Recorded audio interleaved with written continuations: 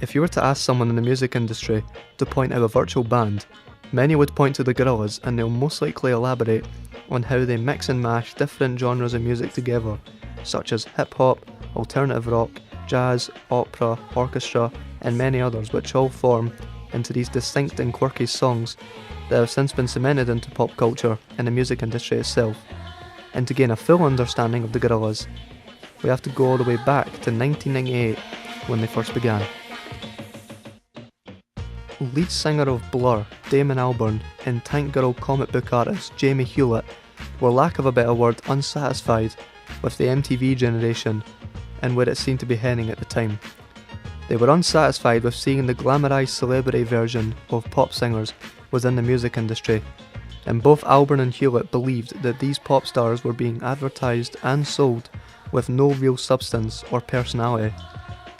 When they both decided to do something about this, they came up with the concepts of the four band members 2D, Murdoch, Russell and Noodle as to somewhat mock the music industry and MTV itself by creating these caricatures that only had substance and something to offer to the audience, but at the same time they had no real person alongside them.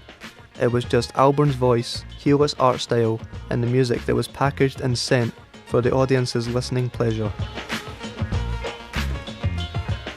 The original band name for the Gorillaz was just Gorilla, while they made their first song Ghost Train, which would eventually be released with their B-side single Rock the House. And this first incarnation of the Gorillaz included Damon Albarn, Del the Funky Homo Sapien, Dan the Automator and Kid Koala, as they all previously worked together on other works of music. In 2001, the Gorillaz would release their first self-titled debut album, Gorillaz, and it went on to be met with a positive reception from the public and critics alike. The album went on to sell around 7 million copies, and the album was also featured in the book 1001 Albums You Must Hear Before You Die, as well as being mentioned/featured in Complex Magazine's Best 100 Albums of the 2000s, which is quite the accomplishment for their first album release. Their second album, Demon Days, was released 4 years later in 2005, and they continued to refine and improve their sound and style, and this album definitely shows this, as this was the album that would spawn the Gorillaz' most popular songs such as Dare, Dirty Harry, and of course, Feel Good Inc. And this would be the point in time where the Gorillaz' image really started to take shape, as well as their imprint on popular culture. The album's success can even be seen in its numbers, as Demon Days went on to sell 8 million copies worldwide and even reached number 1 in the UK charts, and Mojo called Demon Days a genre-bursting contemporary pop milestone. I'm here with Roddy. You alright, Roddy? Hello. You ready to get started, man? Yeah, man, sure. Just first question, how did you first come across Gorillaz and what age were you when you first heard them, man? I think it was about 10 when I started to really listen to them. I remember Clint Eastwood. It was like the first song that I really liked by them. Go to the second question, which kind of relates to it. In what ways do you think the Gorillaz has influenced you in terms of music and like music genre and whatnot? The good thing about Gorillaz is they're kind of a mixture of like everything. So I feel like listening to them, I can open my mind to different sort of genres. So like Gorillaz is like a lot of like, you know, maybe some rock influences or some hip hop and electronic, and they can really open different doors to genres. Yeah, man, it gives off a pretty like cool vibe because people will be like, oh yeah, I'm not really into that, but Gorillaz kind of has pretty much everything for you. Yeah, exactly. It's good to get into because if you're like a fan of rock but not really hip hop, you'll still find something about Gorillaz that you'll enjoy. Just thinking the third question here kind of relates to the second question as well. Has the Gorillaz expanded your taste in music at all, or if so, could you possibly provide any examples at all? Absolutely. One thing I like to do when it comes to music is if I find a band that I like or a group that I like, a lot of the features that they have on their albums or songs, it's a good way to get into them as well. So Gorillaz have collabed with basically everyone, you know, from like the Far Side to like Snoop Dogg. So I feel like they've expanded through their features and also their sound. I think that's a good thing about Gorillaz is how they became relevant is they've kind of adapted to their surroundings. You know, they've not stuck to one sound, they've adapted to their surroundings and like the new music industry well, I feel like. Another question here, if there was someone who didn't know who they were, like they didn't really know much about the Gorillaz, how would you describe it to them? Like I said, a mixture of everything. You know, it's like one spectrum to the other. It's it's a mixture.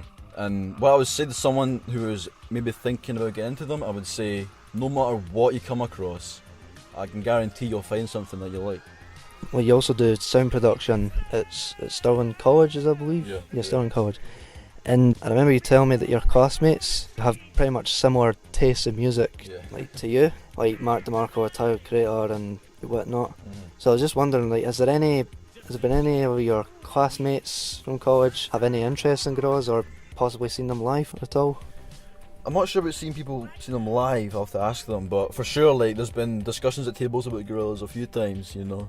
Oscar, one of my friends at college, Oscar, he's really into Gorillaz. He loves Demon Days, which was like probably their best album, I think, or we think. So there's been a lot of discussions about it. How far would you say the Gorillaz has expanded your knowledge of different genres in music? Just by like listening to them, you know, just with any songs, you kind of get this like taste of differences like from each song. It's like each song's different, which is one thing you have to kind of be prepared for. Is like it's hard for the Gorillaz to like hear the same song twice. But it's also good because it's like every song is by like a different group or something like that. It's like so versatile. Just gonna go in a final question here. When I was researching the Gorillaz, one of my sources revealed that the whole reason, like the concept of it pretty much came about, was that Jamie Hewlett, who does the art for all that, and Damon Albarn were like frustrated with oversaturation of like pop stars, like, and the celebritization of it pretty much showcased on MTV. They thought to themselves, well, they have pretty much no substance. So how about we make these like caricatures kind of like to mock the industry? So I was just wondering, do you think they were successful in kind of changing the game? And if so, how successful do you think they were at doing it? I genuinely think they were successful like a lot.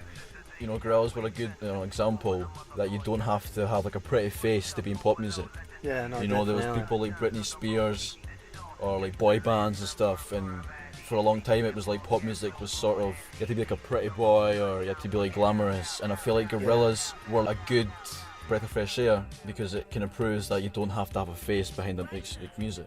And I know like a lot of people who are kind of inspired by this sort of like take of like Anonymous, behind like an animation. For example, one of my favourite producers, Flying Lotus, he created a character called Captain Murphy, and for a long time no one knew who he really was. It was sort of like this like sense of wonder, and that kind of there's a lot of excitement around it, and I feel like Gorillaz kind of helped pave that path, making it so it's not all about how a person looks or acts behind music. It's all about the music, and it's fun to create characters around the music you make.